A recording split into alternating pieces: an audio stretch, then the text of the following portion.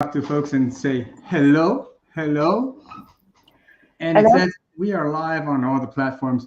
Right now, we're live on Instagram. Hang on, let me turn this around. You have to turn your camera on.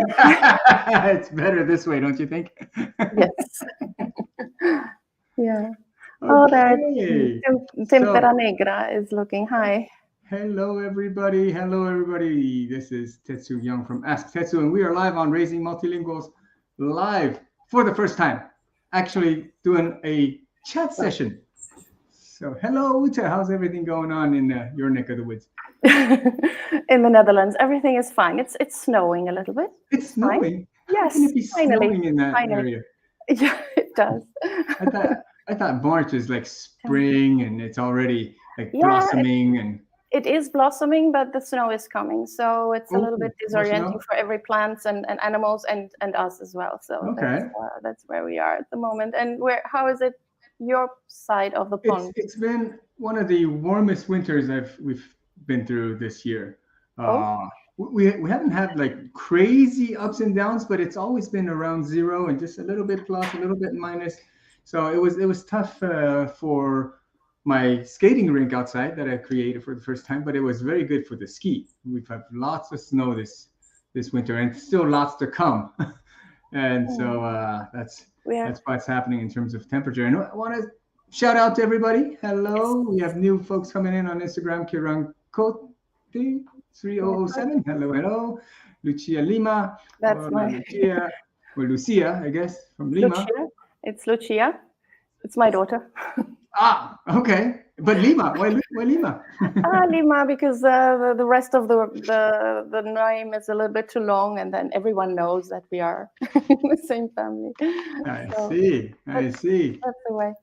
Yeah. So here we are doing this live for the first time. It's just a very informal thing. We thought we'd share our time with our audience as we continue this journey, this adventure of ours, right, Ute? Yeah. Called Raising Multilinguals Live. We've been doing sessions of interviews with experts in the field of raising multilingual kids or multilingualism, I guess, in general. We've been doing that monthly, and it's an interaction session with our experts. But we thought, why don't we open up our schedule and talk with the folks, just Uta and myself, and Yeah. see if there's things that we can share. If people want to know about certain things that we have learned over the years raising our kids, Constantly. right? We're learning constantly That's every right. day, every moment. And Yes. and this is, we don't prepare too much No. for this session. It's really time that we thought we want to share with our audience. We want to know what you guys want to know, and how we can produce more contents for you guys. We want to be there producing on target material, right? Things that you want to know about. Perhaps guests that you want us to go out and invite, and Mhm. topics that you want to learn about, Yes.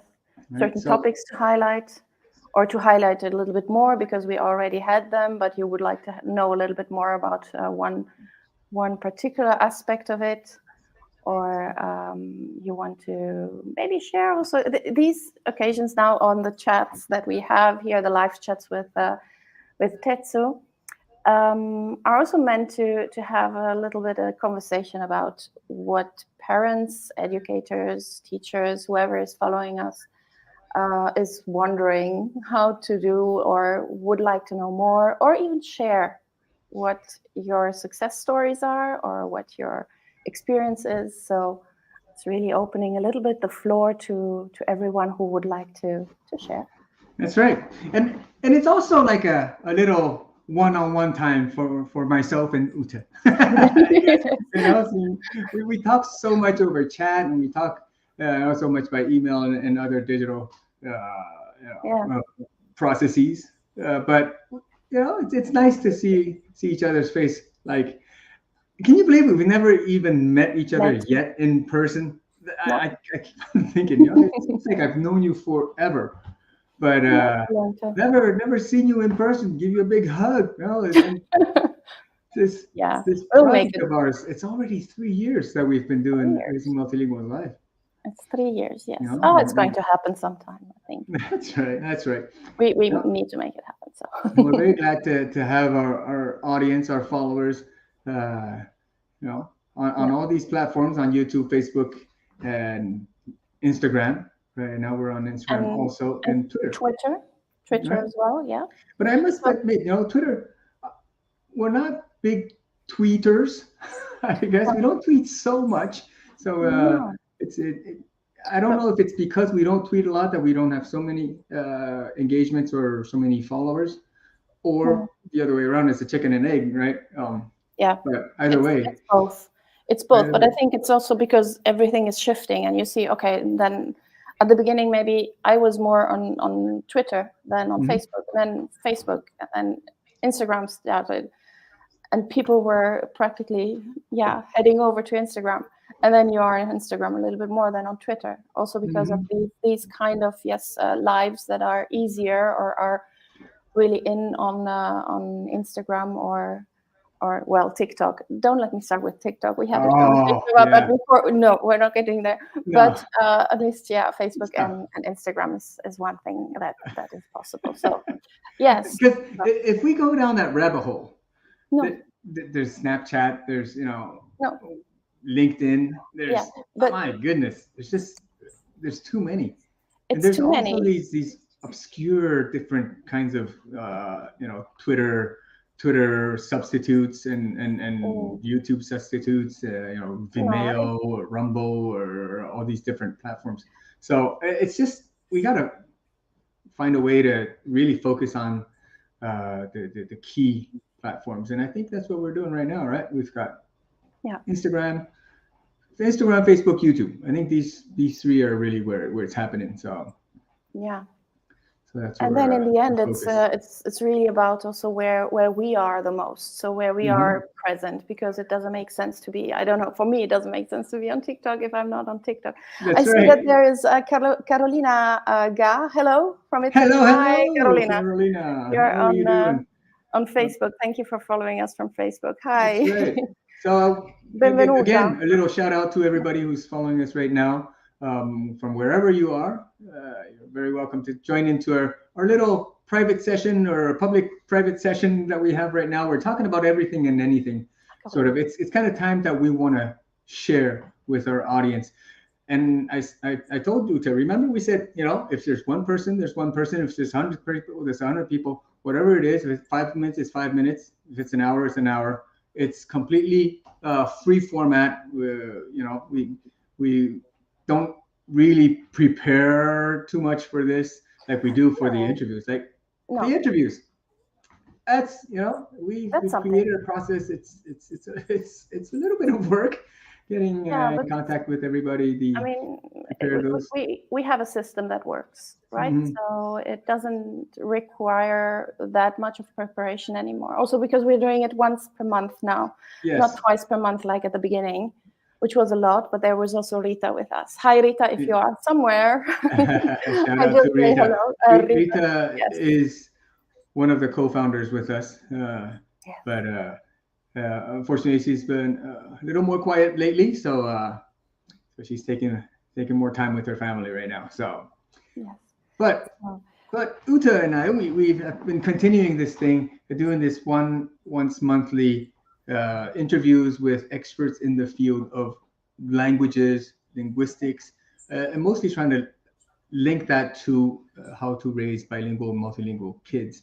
So it's lots of professors, lots of speech therapists, and also people who have, just like you and I, just parents, but who have like a special experience or who have gone through special I'd say special obstacles to successfully raise their kids in a second or third language. Like I'm thinking Jonty, who's raising his kid to speak English, Russian, and Circassian, which is a very rare, endangered language. So people like Jonty and all these professors, they all have something, very precious information that they could share with us. And us, right, Ute and myself, we try to be that filter. We sort of take this, I guess, specific jargon that they would use and try to Yes, I dissect it a little bit, break it down for yeah, and I think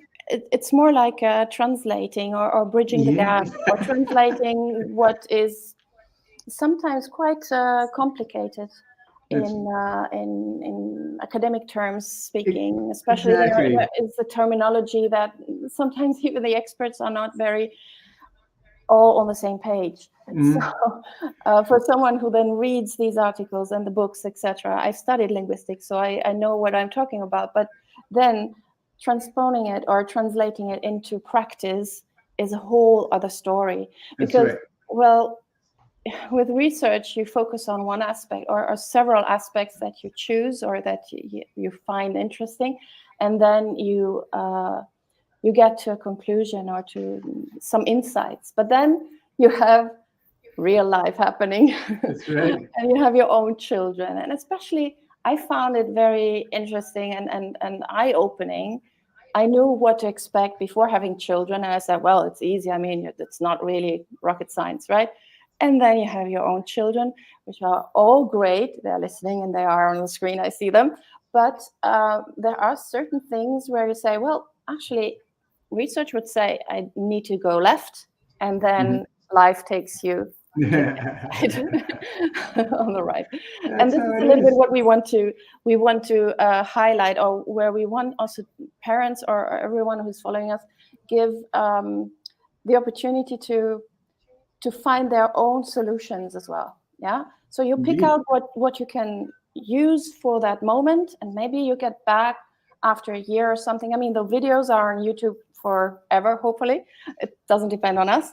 But you can go back anytime and rewatch them, see if you find the little pearls. We are trying to identify the pearls now, doing Yes. short videos. It's But, a gold mine. It's a gold yeah, mine that we have built. find some. So there's lots of stuff in there that even us, we're going through them again and finding new learnings and discoveries. Yeah.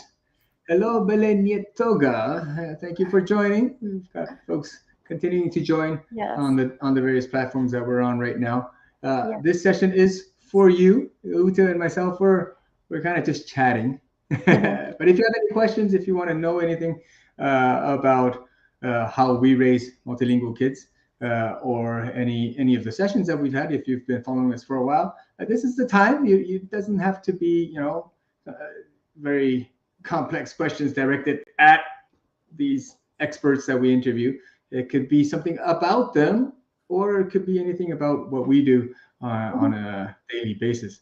Because like we were talking, Ute and I, we invite these these experts, and we've never really opened up ourselves, like give our points of views on how we do it in our own lives, and we thought this could be a great place. So, all right, we have a little question that just came in. Let's put it on screen. We'll read it together. So, sorry for the folks on Instagram. We can't put this on Instagram. It's not connected, but I'll read it to you right now. So, Caroline asks, if you had 3 pieces of advice for parents using raising multilingual children, what would that be? Okay, so if you had 3 pieces of advice for parents raising multilingual kids, what would it be? Go first, then you have 2.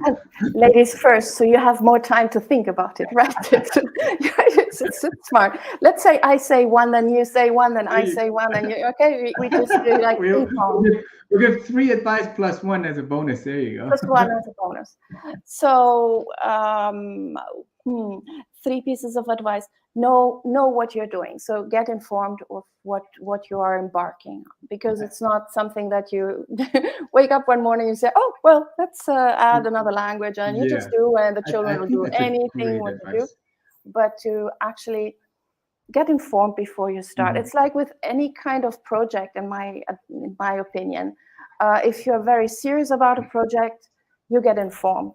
You try to prepare, Totally and agree. this is what I would say. It's one advice. So you have the next one, Tetsu? Yeah, but before we go on, I would develop on that a little bit more. Okay. And as you say, it's not something that applies just for raising multilingual kids, but it's No. on really everything. Know what you're doing, in the sense that you don't want to just take anybody's advice at face value, as in even people who you respect fully, and they're perfectly good advice, but it may not suit what your life context directly. Maybe you need to modify certain things a bit here and there. But then there's always there's contradictory advice. Who do you believe, right? So all these things really depend on your own research. We'll give you the information, us and various experts, and also kind of the wannabes. There's just lots of people out there. You have to train your eyes and your ears to really pick out what's first of all true, false, but also what fits your context and not your context. So there are people who have more time, who can do many things, people who have more money, who can do different things, people who have more knowledge, who can do different things. The combination of all these resources, I would say, various types of resources dictate how you would go about in the strategy for your kids. Yes. But I would like to add something as well. Maybe we can just, instead of saying 3 things, we just go on sharing. Well, I mean, it's one big topic. If you agree, Caroline. But with taking all kind of these advices and reading up and trying to figure out what could be useful for you and your situation is also actually a big part that I think gets neglected a little bit, is the knowledge also about what your children, what you as a family can do. Because not only in terms of hiring a nanny or sending children to a certain school or whatever, but it's also about knowing what kind of child is your child, what kind of communicator is your child, how is your child reacting to all of this. Because we can have all kind of plans, everything nicely sorted out and detailed and set up and etc., and then something happens and everything just falls down and it's not realizable like we thought at the beginning. And that then creates frustration, that creates some kind of a grief also, because you had this plan and you had to just say goodbye. But there are also something that I always call it's the alternative solutions that are always possible. So this is where I find also research tells you what is possible and what was successful or what is effective. But then there is this huge gray area that actually can also work for many families. So finding out these parts, I find it very fascinating, and this is what I like in my work. So that is what I like the most, actually. And also that we both are very adamant about find your own solution, right? So not the one that the neighbor is doing or someone else. Because there is no one size fits all. No. There just simply isn't. So taking the time to research and knowing what you're doing will make a huge difference. It takes time at the beginning, definitely. Something you want to start early, as early as possible, even before your child is born, if that's at all possible. You think in long terms. You think about the future. That's advice number 1. Still number 1, isn't it? All right. Well, let me throw in the second one. Okay. So I talked a little bit about thinking long term, and also it's sustainability of your strategies. And I think one thing that I took a lot of time at the beginning to think about and to invest in is environment. Creating a good, optimized environment that allows your kids to use languages, or that just naturally allows them to speak different languages, makes it easier on yourself, and definitely leads the kids to speak more and leads to less resistance. Because things that take effort, for example, I'm not saying it's a bad thing, but for example, if you have to drive an hour to go to the weekend Japanese school, every week to do. It's effort, right? It's time that you have to spend, and that is time invested and resource invested that you cannot do for something else. But if that's the only language you're doing, fine, right? And if you need literacy and things that to a very high level, that may be one of your choices. But I'm just saying, for us, for example, we're doing 5 languages at our home. We're doing English, French, Japanese, Mandarin, and Spanish. So how do we have, allow our kids to be exposed to all these 5 languages in the same 24 hours that everybody has in a day? I focus a lot on environment. How do we make it optimal for them to use these languages on a daily basis? Like, I speak Mandarin to the kids every day. My wife is Japanese. She speaks Japanese to the kids every day. That's a special context that we have, and we take advantage of that.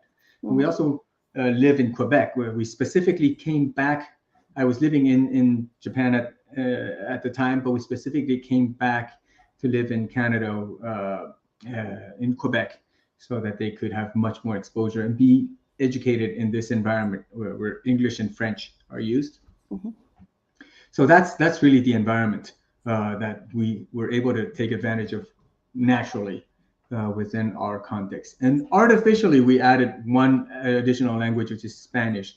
And that we did that by hiring what are called au pairs, so live-in nannies who live with us 24/7. So she comes from Mexico and would speak Spanish with the kids every day. But I had to smile when you said artificially. I thought about artificial intelligence or something, but it's not. But actually, your au pairs are part of your family, so it's that artificial, is it? I mean, it's like an extension of the family, or but it's like it's really something that is not like readily available within our natural environment that we. So we had to go out and find an au pair. And from Mexico. Yeah, we had an au pair, but very at the beginning when my twin daughters were very young. But and one spoke very little with them.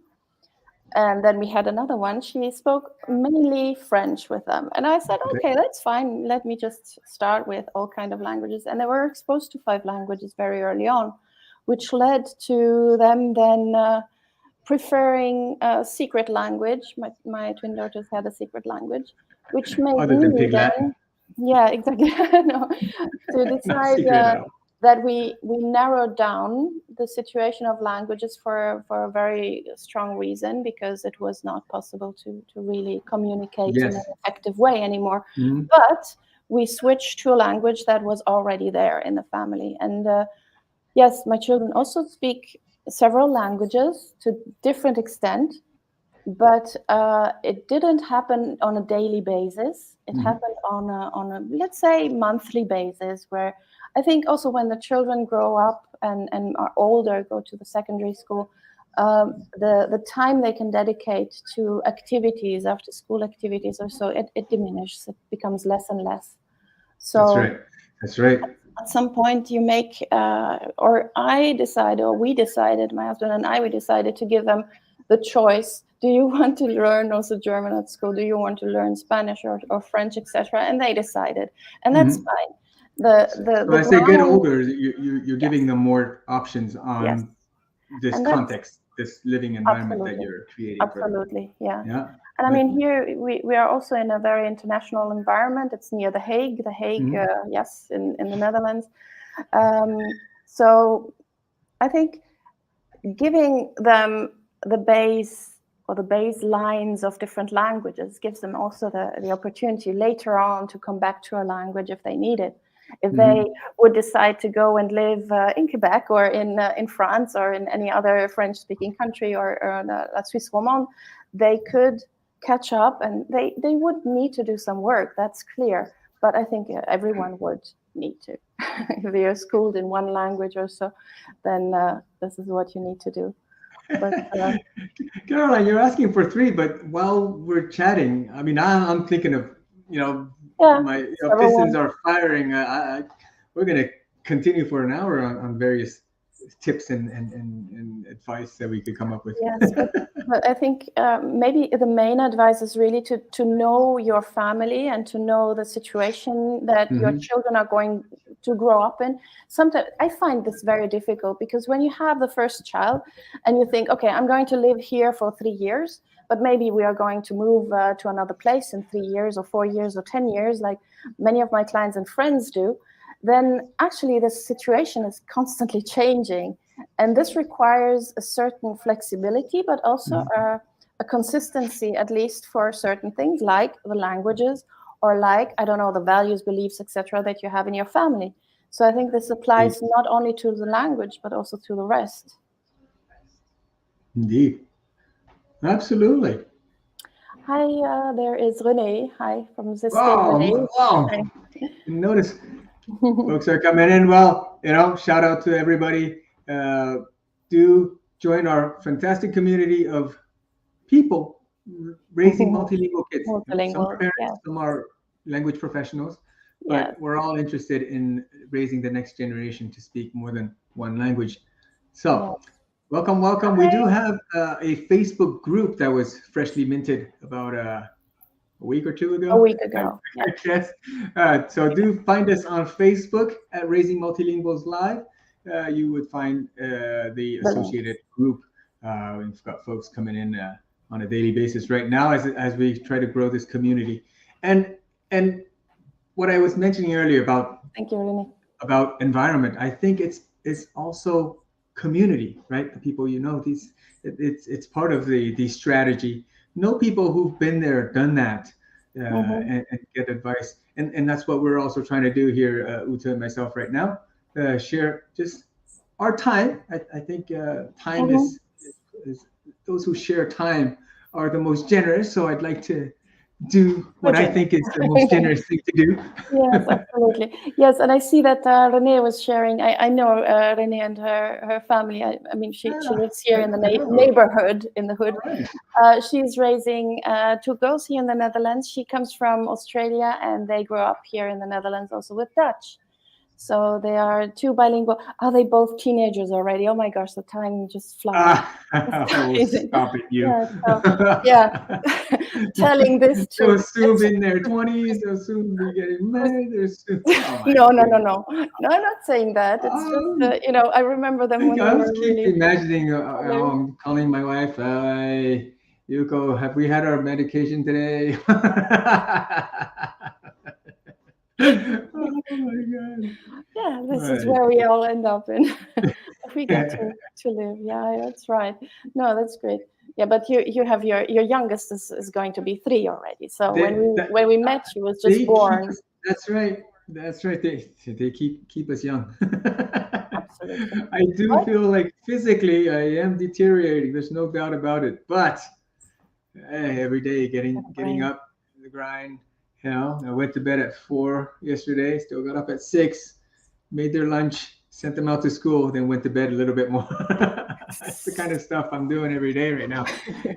You're telling us now, so you go back to bed. Oh, okay. But usually you say, I just 2 hours. Myself and my wife, I think our biggest talent, the biggest asset that I think I have is not my university studies. It's not money, or it's not this or that. Yeah. It's my talent to be able to fall asleep in an instant, and also her. So we're able to break up our sleeping. I know it's not good for my health. I know I'm shortening my life. People tell me this all the time. I didn't say anything. Maybe my eyes were. But yeah, it's something that I do because I like working at night. I hate mornings. But I have to do it every day. Get up every day, but I hate it, regardless of whether I had 2 hours sleep or 10 hours sleep. I can't get up. Night owl. I can stay up as long as I need to. But you also are working in the night, right? Because you're working with your colleagues in Japan. That's right. My day job. Yeah, your day. It's actually day in Japan because my team is in Japan. Yeah. My work basically is remote from Canada. Yeah. I physically live outside of Montreal, but I work in Japan, like in terms of my work, all my functions are in Japan, and I work at night. So during the day, I do this kind of stuff, or I spend time with the kids. We go skiing, we play hockey, and whenever I have a few hours, and also I work part time, so don't worry, I'm not like really up the whole night. I usually go to bed around 1 or 2, and then to have a little nap in the afternoon. But that's how I work. It's completely remote, so it's work from home, and it's very flexible. As long as the output is there, my boss is happy. Yes, this is something that many people maybe forget, but no, not really, because you know that we have our day jobs or our other jobs. Well, mine is maybe more linked than yours with what we're doing on screen here. But yes, we have other things during the day. So actually, what we have done in the last almost 3 years is all during our spare time. The spare time that Tetsu once said, how did you put it? And I said, well, yeah, we have to make time. I always make time for the things. How did you put it? I can't recall. But anyway, yes, if you want to make time, it's not a burden. It's not something that makes you feel sad or bad. I think something I would say something along the lines of, life is not fair in terms of money. Like we sometimes we're born into money. Sometimes some people have better jobs. Some people have, but we're totally equal in terms of time. We all have 24 hours a day. So people, personally, I just don't use so much. I don't have time, but because what it really means is you're not prioritizing this thing, including sleep, right? I mean, some people. Yeah, well, I wanted to say some people need a little bit more sleep than you do. I need more sleep. But it could be, a matter of need, or just a matter of just doing it. But either way, like food, like you have to eat, but do you take 5 minutes to eat, or do you take 1 hour to eat? That becomes a choice. Do we discuss now the priorities that we set, that we prefer having longer dinners or lunch? It's a priority. What we do. That's a choice. There's no judgment on that. It's a choice. Exactly. It's also, do you want to raise your kids in 2 languages or 3 languages or 1 language? It's a choice. Some people like languages more than others. Some people think it's the best thing since sliced bread, like us. But it doesn't have to be, everybody's choice. Are you hungry? You're talking about food.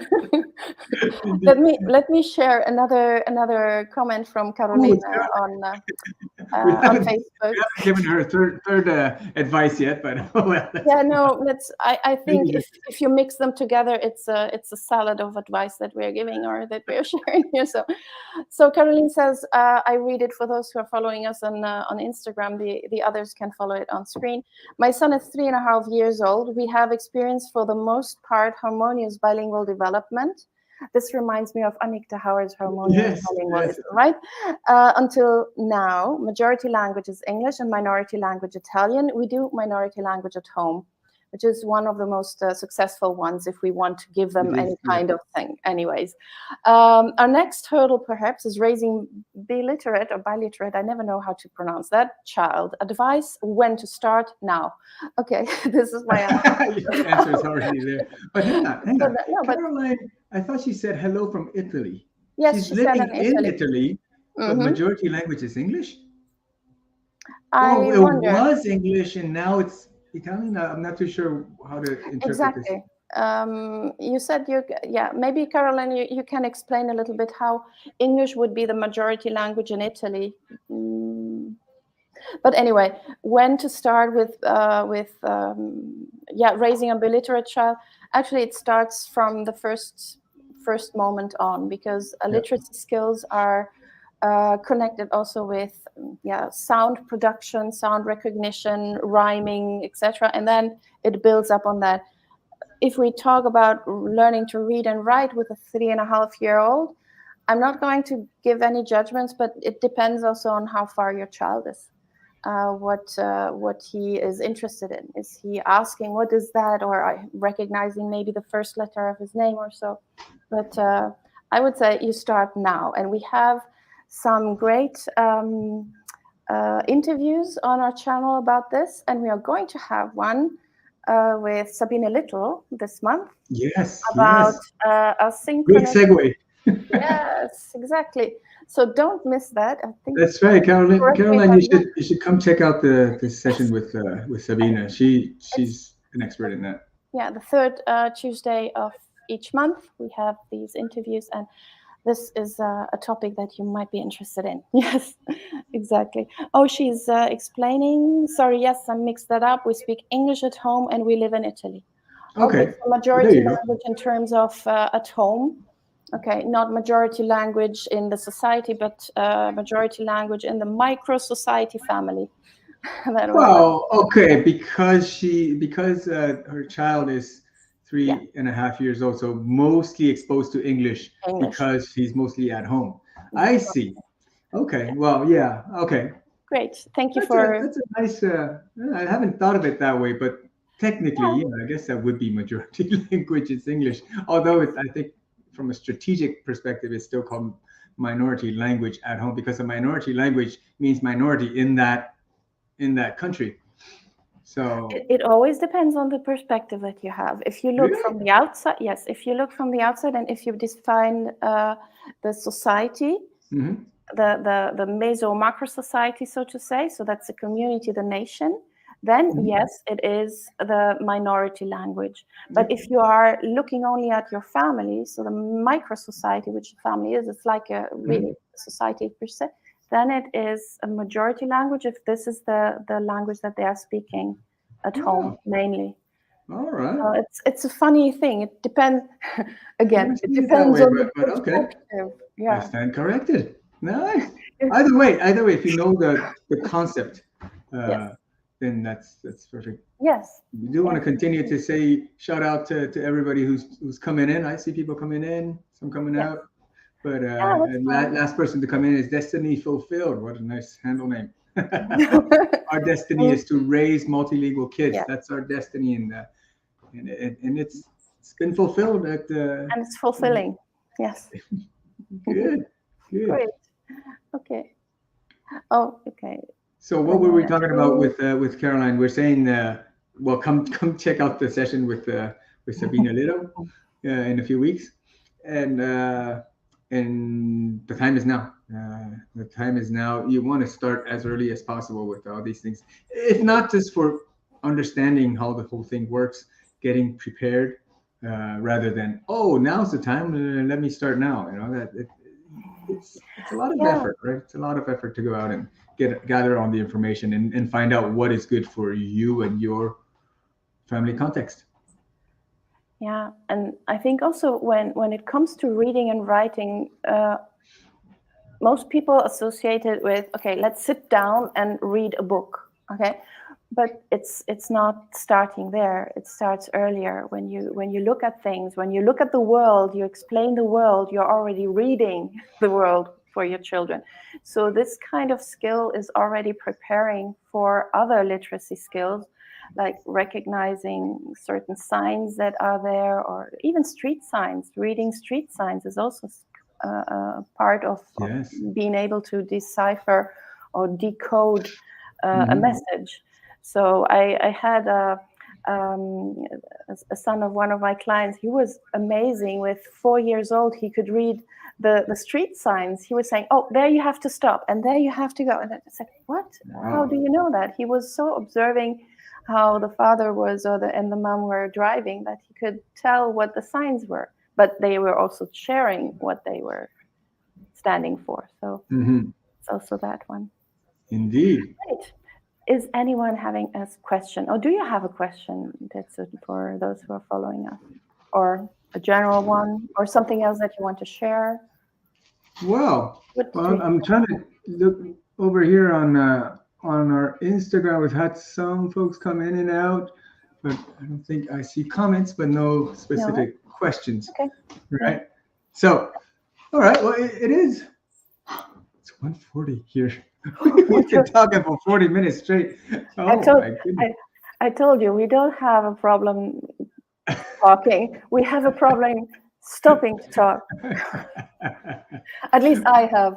Well, I could talk but the whole day. it's a wonderful problem to have. Folks who follow us, you are treasures for us, right? You're the reason why we have Raising Multilinguals live, and why we want to share what we can with you guys. It's also an interaction. The questions that you ask allow us to think about these problems that we have to face on a daily basis. So thank you for the engagement. Thank you for the interactions, and we'll be doing this every week. We kind of decided kind of on a whim. I figured why not every week. We'll make it a habit. We'll sit down. If it's 5 minutes, it's 5 minutes. If it's an hour, it's an hour. But we'll try not to go over an hour. It's going to be tough from a scheduling perspective. So hard stop at 1 hour for sure. But come on in. Feel free. It's very informal. Just relax. Anything that comes into your mind, put it on the screen, and we'll try to answer what we can. And hell, who knows? There might be other experts who are in the crowd at this moment who could answer your questions, who have their own thoughts and opinions. So all this is very inspiring for us. And we want to provide this little space on a weekly basis. So we'll be here every week at 1 p.m. Eastern, North American Eastern Time, which is 5 p.m. in London, and 6 p.m. in where Ute is.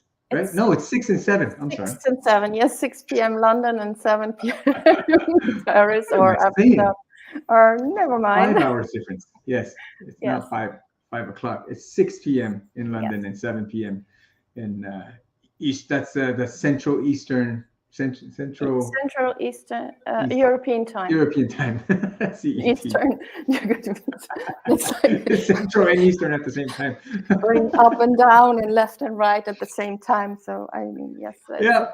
So if there's no other questions, let me see. I did jot down a few things to talk about. We talked about the next speaker. We talked about the Facebook group. So once again, if you weren't here when we were talking about it, we do have a freshly minted Facebook group that's set up.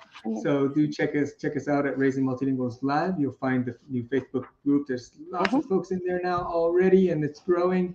And we want to make that an engaging place where people could help each other out. I think support each other and help each other out with whatever they've been through, and help out the newbies, who's starting to go through it, or who's even preparing to go through it. So it's all wonderful. Yes, but I think also everyone actually on the journey, no matter where you are, because also when your children are teenagers, like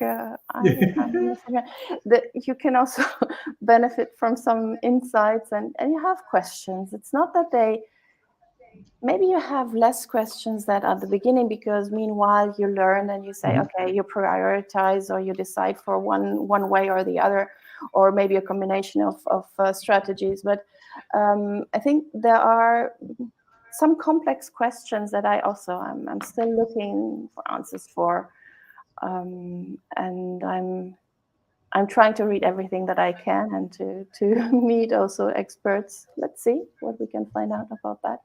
There you go. And speaking of, hang on, Caroline, we're back to you. I hope you're still watching right now, but you were talking about multiliteracy and whatnot. We have a great friend of ours, Ute and myself. We have a good friend called Yoshito. He's French Japanese. So I think his mom is Japanese or dad is Japanese. Dad is Japanese, mom is French.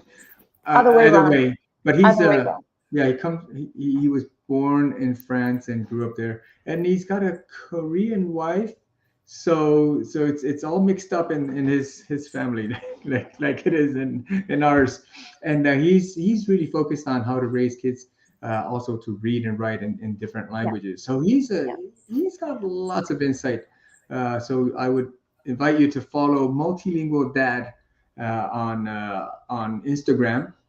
And Yoshito, if you find Yoshito Dharman Shimamori. It's a bit tough. No, I think on Facebook it's Yoshito DS. D like Dora, okay. and S South. Okay, Yoshito DS. I guess he's had lots of problem getting that across to folks, but it's Dharma Shimamori. So either way, it's Yoshito DS or Multilingual Dad on Instagram. You'll find a super expert in raising kids to be multiliterate. All right. Yeah. Oh yeah, and he's coming up with a book pretty soon. So follow him, and he's got a very fun book that's coming up. Right. Yeah. We will talk about that in a few weeks, I think. That's right. That's right. And we've talked about our next speaker. So Dr. Sabina Little, she's also an expert in multiliteracy. So she's coming up on the third Tuesday this month, which falls on the 21st, if I'm not mistaken. Yep, 21st. So block off your calendar for that session. We'll be talking to an expert on multiliteracy. So the 21st at 1 p.m. Eastern, and then 6 p.m. in London, and 7 in Paris, and everywhere else in Central Europe. So, and what else do we have to talk about? I think we've asked, we've got the folks to ask some questions. We've got other folks that are coming in as we speak, but we are trying to wrap it up. If you do have a question, now it's now or never, and we're happy to. Oops, sorry. Oh, I'm sorry. I gotta That's someone calling you. Thank you for Rifugio CM. I think it's an Italian follower. And Dr. Yasser, thank you very much for following on Instagram. Yes, wow, folks are coming in. Well, shout out to you guys. We are doing this once a week, except the third week of the month. So every Tuesday at this time we'll be here. We'll still be here on the third Tuesday, except it's not a open session like this. It'll be an interview with experts in our field of raising multilingual kids. So do join. Just drop in every Tuesday at this time. We'll be here. Have your coffee if you're in the early times like us. Yeah, but for those who are following on Instagram, it will not be streamed on Instagram on the third Tuesday of the month. That's right. That's right. So just the third, just the interview. For the interview, the third, you have to come over, switch over to Facebook, Twitter, or YouTube. 3 options. Yes, Twitter, Instagram, Twitter, YouTube, and Facebook. So please, if we can trouble you to come over to one of these platforms, then you can follow us there. Yeah, great. Hi, Sanil Brink. People continue to come in. We're just wave and say hello, and soon we have been talking. And another thing, Tetsu, that I open it up. Well, here's the can of worms. I'm opening it up in order to close it very abruptly at the end. But as we are raising multilinguals and we are multilingual, will we sometimes also speak a little bit of other languages? Maybe we will, maybe we won't. We don't know. I was just seeing that we had a few followers who speak Italian that I know. So I was wondering, maybe some Italiano, un po' di italiano. Possiamo parlare italiano. Il mio italiano non è molto bene. Ecco, c'è Yoshito è arrivato. Yoshito vient d'arriver. Yes, and we can speak French as well. I can't speak Japanese. I'm sorry, but Yoshito probably heard his name somewhere while we were talking, and then it was echoing somewhere. Hello, Yoshito. We were talking about you. In Italian, you would say your ears were ringing. So you said, "Okay, I have to drop it." That's right. Well, Caroline on Facebook was asking about multiliteracy, so we talked about that, and we mentioned your name, Yoshito. So Caroline, Yoshito. Well, Yoshito's actually on Instagram right now, so you kind of meet but don't meet. you can find multilingual dad on Instagram. You'll find the right person. Yes, exactly. And we have Karin Duitenman as well on Instagram. Hello. Dat is Nederlands, denk ik. It's Dutch. So great. Oh, you can understand a little bit of Italian, Yoshito. This is great. So okay, we don't have any excuse. La prossima volta in italiano, allora. Allora. Bene. ¿O en español? ¿Cómo es tu español? Un poquito. Sí, lo comprendo muy bien, pero no lo hablo así bien. Ah, bueno. Puedo... Hablo in spagnolo e tu in italiano. E io rispondo in italiano, va bene, ci capiamo, ci si capisce. Está bien. That's yet one of the advantages, right? If we speak languages that we can understand, but we don't speak languages, but we understand them, and we have this dual, how's it called again? It's gone, this term. Dilingual conversation. You speak one language, I speak the other. And what is that called? Dilingual? Dilingual, with a D-E. D-I. I have never heard that word before. Yeah. Really? Each one. Instead of bilingual, it's dilingual. Yes. So you're trying to cross. There are nice videos on YouTube on other channels. I'm not going to mention which ones, where they have conversations in in French, Spanish, Italian, and Portuguese, and they understand each other. Of course, then maybe the topics are intelligibili tra di sé. You know, now I don't know the word in English, but it works. It's very interesting to listen to them and to. Wow. We should try that once. We can play a little bit around with this thing. Little rocket. Hi. I think French is the one that we have the most in common, I guess, other than English. Yes. Because you've not learned any Japanese or Mandarin, right? Is your son learning Mandarin? Yes, my son has learned a bit of Chinese and a little bit more of Japanese, yes. Oh, there you go. But I'm not my son. Really? I know a few words and I try to understand some things and with subtitles I understand. You know, I used to joke, I said, okay, I can understand it with English or German or French or Italian subtitles, that's fine. But yeah, well, it's not a joke. It's not very nice. I should learn it. No, it's not just about raising multilingual kids, but it's raising your multilingual self. Yes, absolutely. Yes. And I think, we are both passionate about languages and we use them on a daily basis with our work. That's right. And I think that's also something that is motivating for our children as well. I'm convinced. I mean, if I would tell my children learn this language, they probably would say, why? Yeah, but they choose themselves which language they want to learn or what language they want to understand. Yeah, maybe it's not just learning. We often have in mind, you're learning it from 0 up to C2 and beyond. No, sometimes it's enough to say hello, goodbye, understand a few things. Indeed. Then, anyway. All right. Okay, great. Well, listen, I think it's a good time to call it quits. We've had lots of fun. Oh, my goodness. I thought it would be 5-10 minutes, but here we are. No chance. We're closing in on 1 hour. Like I said, let's not make the first one the longest one. No. So we'll say thank you everybody for joining in. You know, I've seen lots of people come in and out on all the platforms. Thank you for being engaged. And I do invite you again. We have an active community going on Facebook. So that's where you could come in and interact with other folks. All the other platforms are kind of a one-way thing. So do find us and follow our different platforms. Thank you very much. And we'll see you again next week. Yep. Okay. Tot volgende week. Alla prossima. Ciao. Ta-da! Bye. Bye.